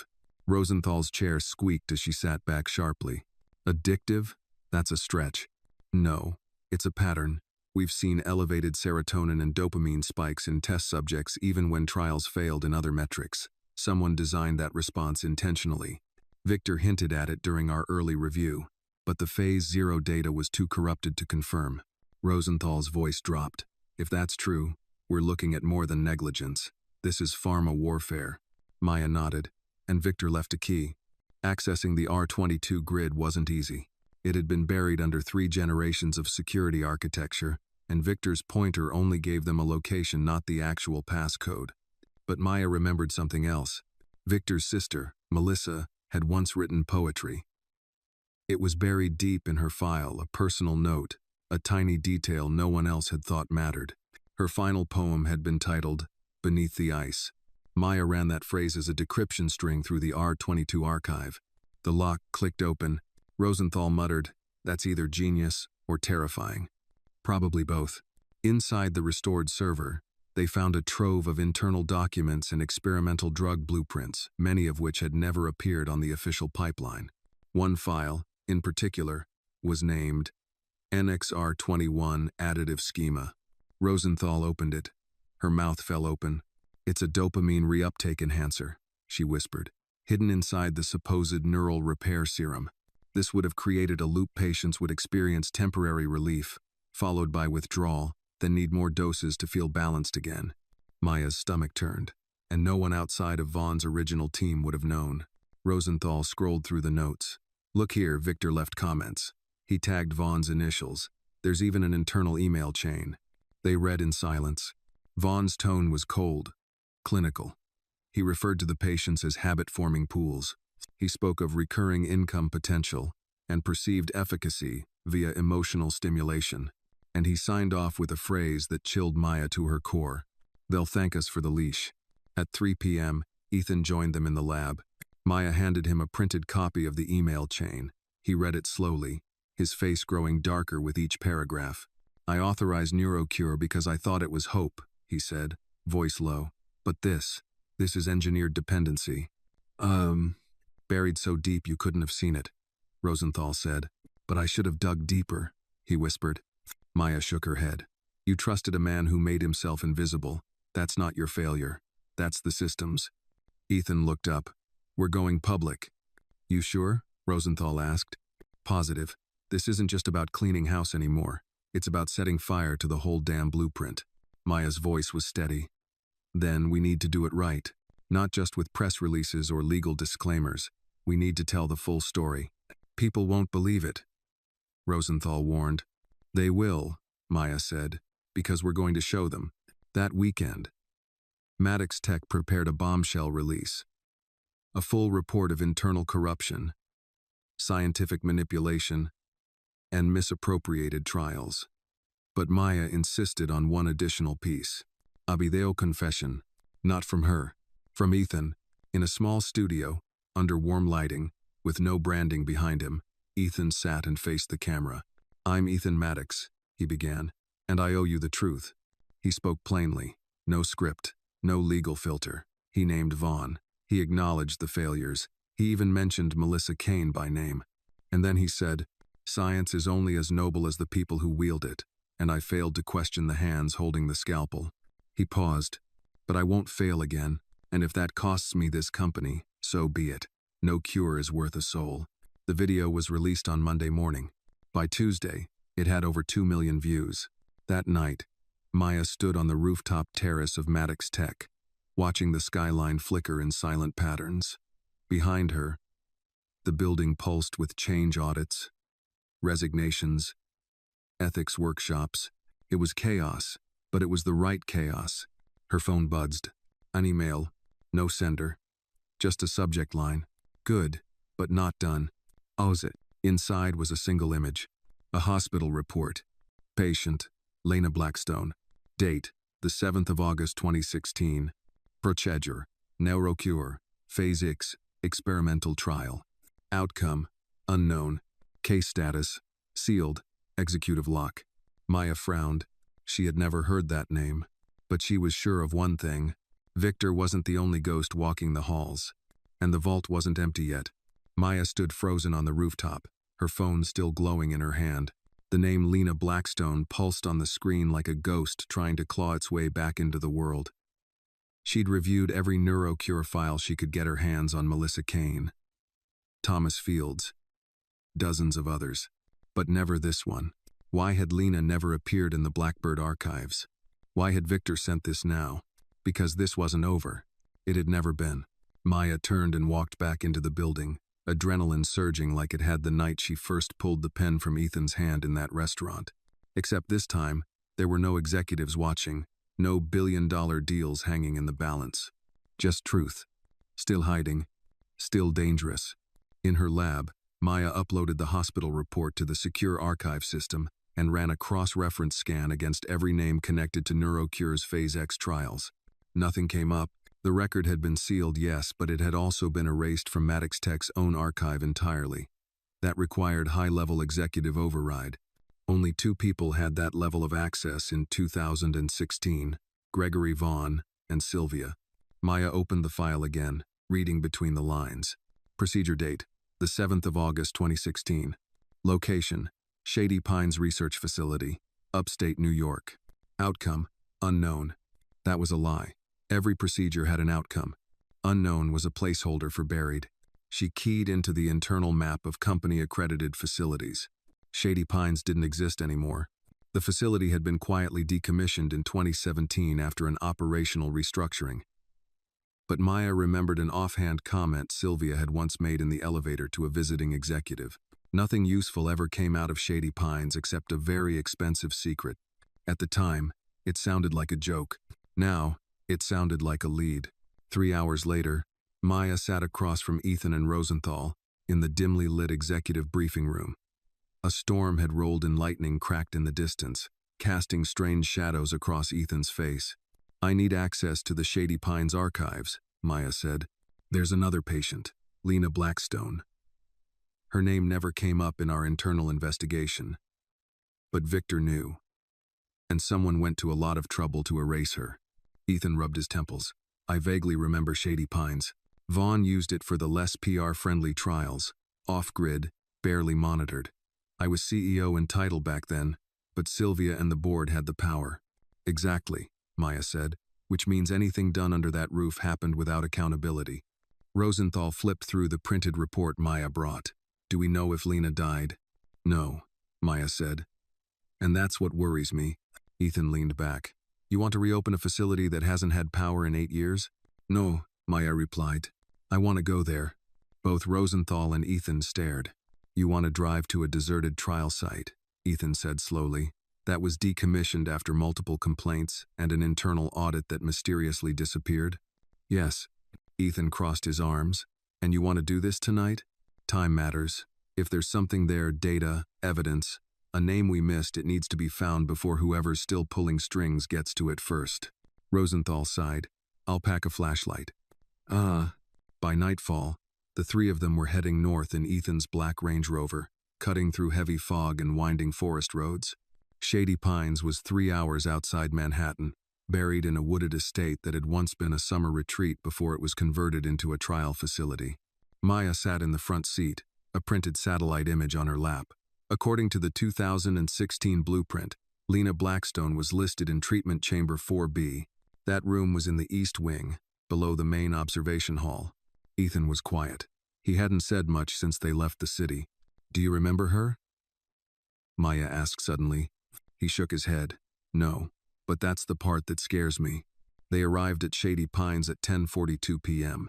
The building loomed through the fog like an abandoned asylum, tall, silent, windows boarded up but still breathing memory. The chain-link gate had long since rusted open. Nature was reclaiming the perimeter. The front doors gave way with a groan. Inside, their flashlights swept over cracked tiles and peeling paint. The air smelled of mildew, old bleach, and something else dusty. Chemical, almost metallic. "Spooky enough for you?" Rosenthal muttered. They moved carefully through the halls, following Maya's map. Most rooms had been stripped, bare equipment removed, files gone. But when they reached the East Wing, the energy shifted. Chamber 4, B, still had power. A faint hum of emergency lights buzzed behind a glass door. Ethan stepped forward and pushed the door open. Inside was a single hospital bed. An oxygen tube still hung from the ceiling mount. A data terminal sat powered on, running on what appeared to be backup battery. Maya moved toward the screen. A login prompt. She entered her override credentials. The screen blinked. A patient file opened. Name, Lena Blackstone. Age, 31. Status, suspended, indefinite. Notes. Subject exhibits cognitive acceleration but extreme emotional suppression. Risk of dissociation. Suggest extended sedation. Maya's hands went cold. She's not dead. Rosenthal stepped closer. Wait, does this say subject relocated? Maya scrolled further. Relocation date, the 23rd of August, 2016. Recipient, GDN, Initiative, Division Piazzi. Location, redacted. GDN? Ethan asked. Rosenthal's voice dropped. Global Development Nexus. They're a private government hybrid. Defense contracts, cybernetics, brain-computer, interface research. Maya whispered. They took her. Ethan's face darkened. That means NeuroCure didn't just disappear. It was sold. They stared at the screen, the truth far more horrifying than they'd imagined. Lena hadn't been a victim. She'd been a prototype, and someone out there was still using her. Back in the car, Ethan drove in silence, while Rosenthal reread the printed Lena Blackstone file by the glow of her tablet. Maya sat in the back seat, staring into the dark forest flying past the window. Her mind raced, not just with what they had found, but with what it meant. Lena Blackstone was alive, not in the poetic sense, not a symbol, literally physically alive and potentially being used as a test subject in some classified government partnership. GDN initiative, Rosenthal said again, flipping to the last page. I've heard whispers offshore labs, black budget funding, DARPA tie-ins, but I never thought Maddox Tech had any overlap. Ethan finally broke his silence. We didn't, not publicly. Vaughn may have struck a deal after I took over behind closed doors. Sylvia, too. Why would GDN want her? Maya asked, voice low. Rosenthal turned. You saw the clinical notes. Lena's brain adapted to the NeuroCure compound in ways none of the other subjects did. High cognitive acceleration. They probably saw her as valuable. Not a patient, Maya muttered. A tool.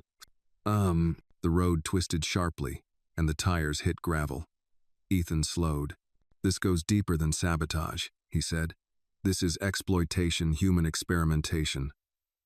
And if GDN has her, we can't go through normal channels. Maya nodded.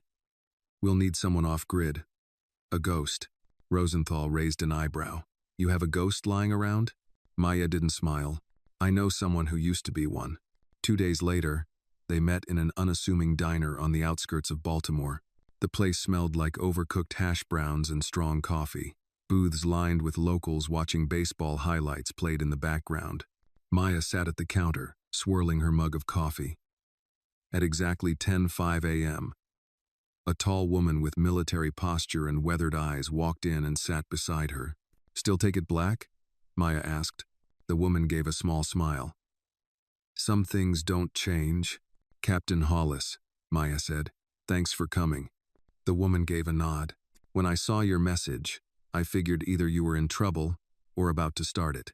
Maybe both, Maya said, handing her a manila envelope. Hollis flipped through the documents Lena's file, GDN correspondence, the relocation logs. Her face changed subtly, a tightening of the jaw, a flicker of recognition. You know this program, Maya said. Hollis closed the folder. I helped shut down one like it. 2012. Neural combat conditioning. Most of the subjects broke under pressure. The survivors weren't the same. You think they restarted it? I think they never stopped. Ethan slid into the booth across from them. We need to find her. Hollis looked up. You're Ethan Maddox. I used to be. I remember when you were the poster child for biotech ethics. He didn't flinch. I'm trying to earn that title back. Hollis stared at him, then said flatly, then stop making noise. and start moving like a ghost. No chem. Over the next week, Maya and Hollis worked side by side in a secure off-site cabin owned by one of Hollis's old military contacts. It was quiet, cold, and built for secrets. Maps lined the walls, satellite images of decommissioned labs, data centers in Virginia, and defense logistics buildings dotted with blacked-out windows.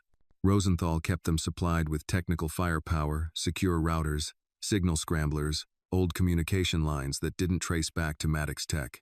Ethan handled the funding under the radar, through a shell foundation created years ago for philanthropy. It was, in every way, an unsanctioned operation, and it was the only way to bring Lena back. 3 breakthroughs came in 3 days. First, they tracked the shipment logs from Shady Pines. While the patient data had been scrubbed, Maya cross-referenced the vehicle IDs used by the transport company.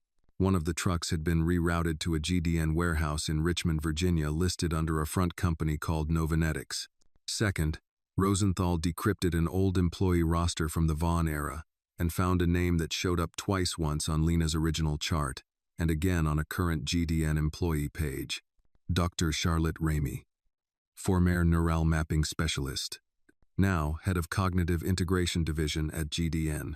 The third breakthrough came in the form of a private message to Maya's encrypted inbox. No sender, just 3 words. They're moving her. Attached was a timestamp.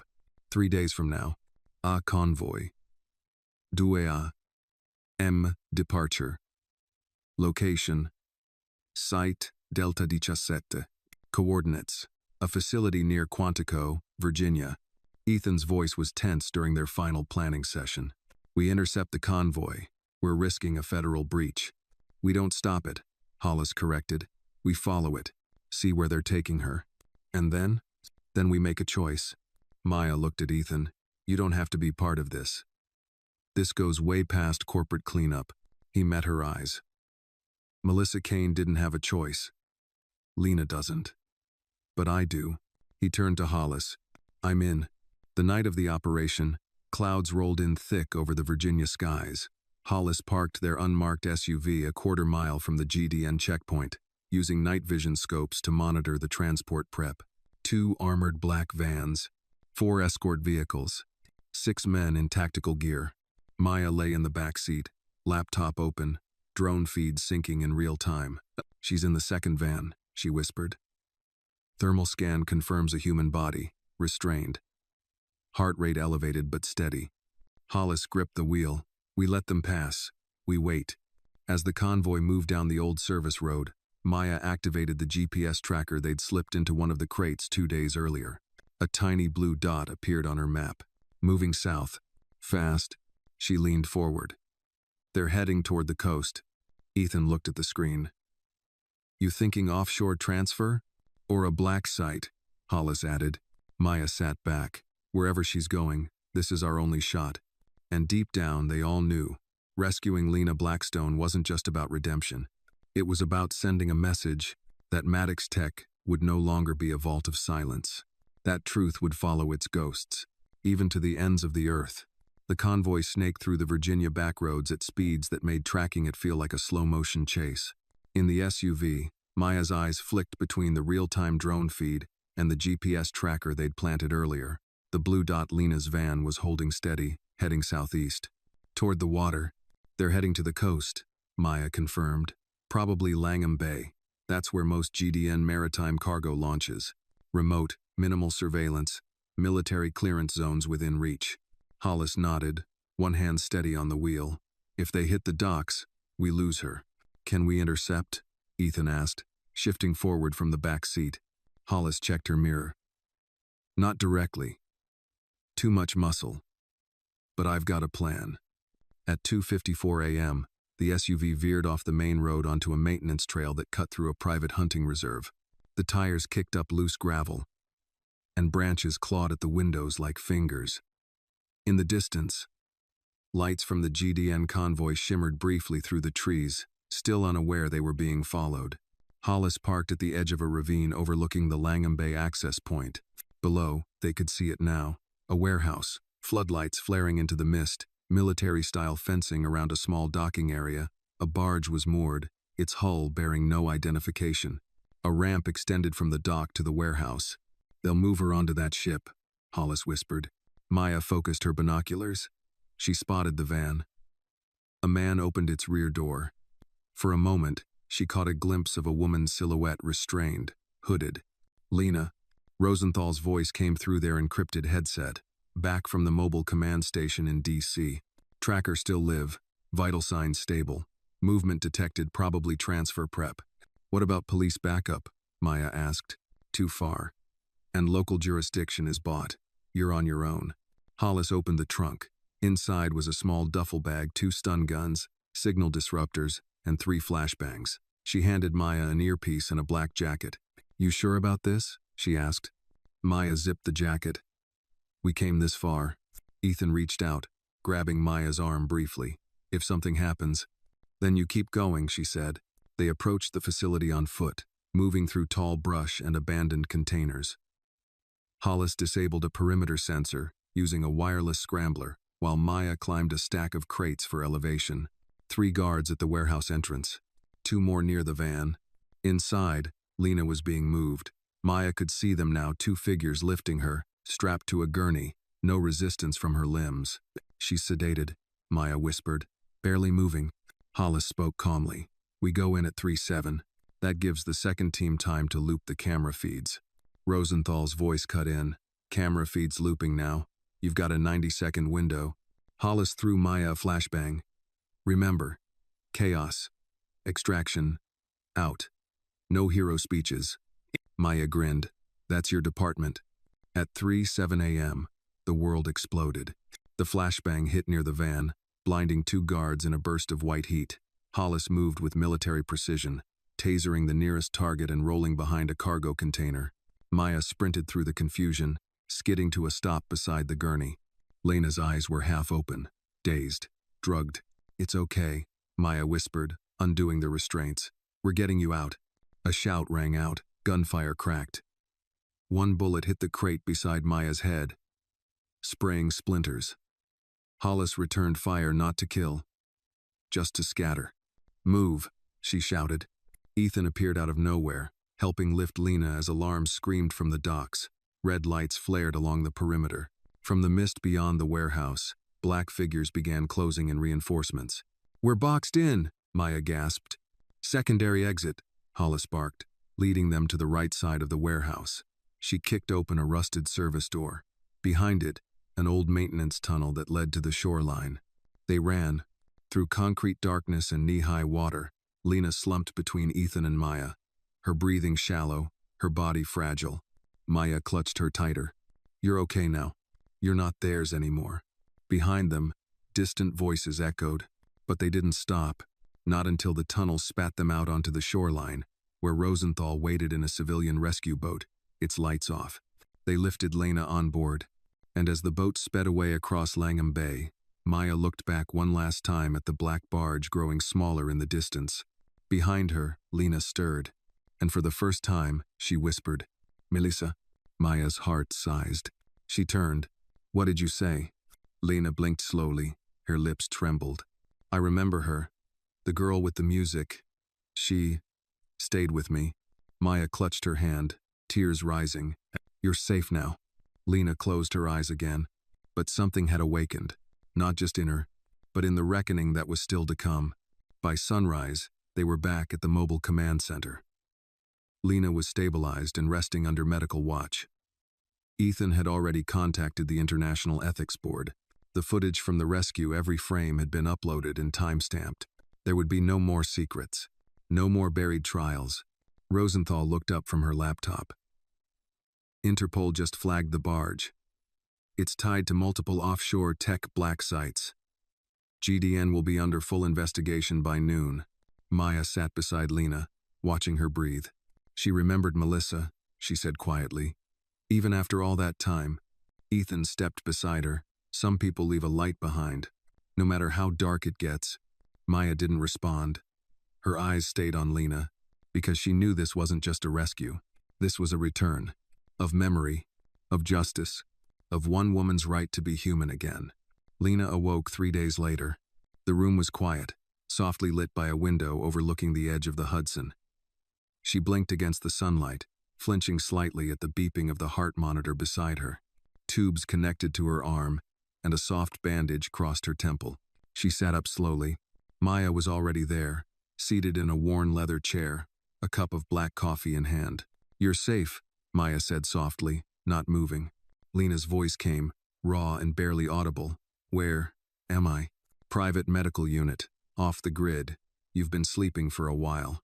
Lena looked at her, eyes clouded with confusion. "Do I know you?" Maya smiled gently. "Not really, but I know who you are." She handed Lena a small object. It was a worn cassette tape, barely labeled. One word scratched on its surface: Melissa. Lena stared at it for a long time, then whispered, "The girl with the humming." "Yes," Maya said. "She used to hum jazz standards during the trials. Said it helped her block out the pain." Lena nodded. A tear rolled down her cheek. "I remember now." 2 floors below, Ethan stood in a briefing room with federal agents, ethics review board representatives, and international observers. Behind him was a video wall displaying years of classified data that Maya, Rosenthal, and Hollis had pulled together: black site maps, hidden trials, falsified reports, and the video confession from Ethan himself. There were no lawyers in the room, no PR handlers, no deflections, just truth. "We allowed science to be hijacked," Ethan said, voice clear. "We took shortcuts, let greed override caution, and called it innovation. That ends now." One of the agents leaned forward. "And the subject? Lena Blackstone?" "She's in protective recovery," Ethan said, "under the care of the Maddox Restoration Fund, effective immediately." "And the board members who signed off on Phase X?" "Already indicted." "What about GDN?" Ethan hesitated. "They'll fight it. But this time, they don't control the narrative."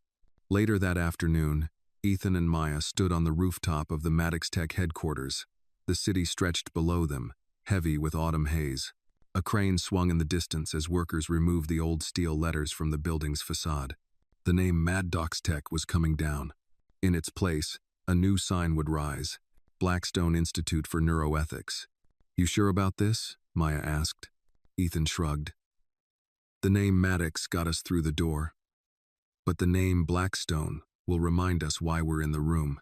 Maya chuckled. "A billionaire with humility. I never thought I'd live to see it." "I'm a work in progress," Ethan said.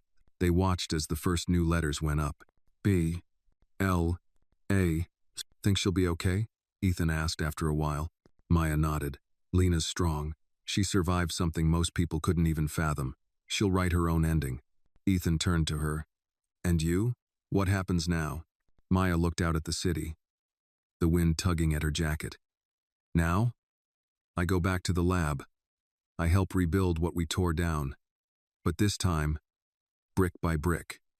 No secrets." Ethan raised an eyebrow. "You sure you don't want to take a break? Hawaii's lovely this time of year." She smiled, eyes distant. "Justice doesn't take vacation, Ethan." Weeks later, Lena began therapy. It was slow at first, memories flickered in and out like old photographs developing in water, but her cognitive function stabilized. She began drawing again, sketches of faces she barely remembered. Melissa. Victor. A younger version of herself. She asked about Victor. Maya told her the truth. Lena wept for a long time.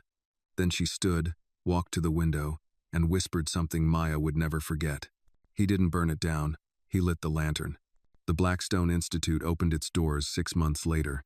No patents, no boardroom power games, just one mission: ethical neuroscience, publicly accountable, community, guided.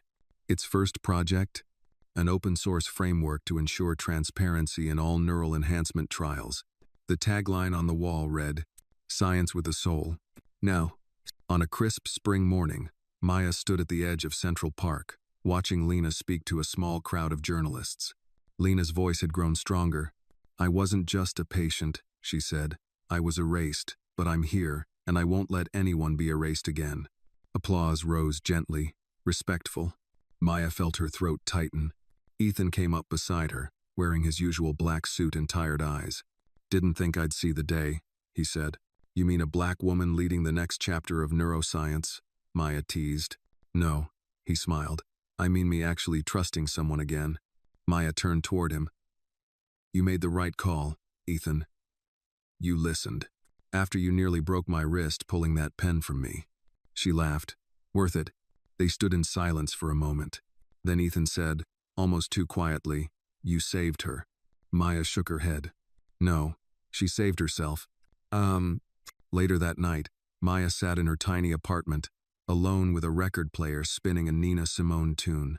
The city lights blinked outside her window like they had on that first night she met Ethan in the restaurant.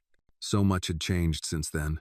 The billionaire, the waitress, the warning, the whisper that had started it all. That's the wrong formula, she had said.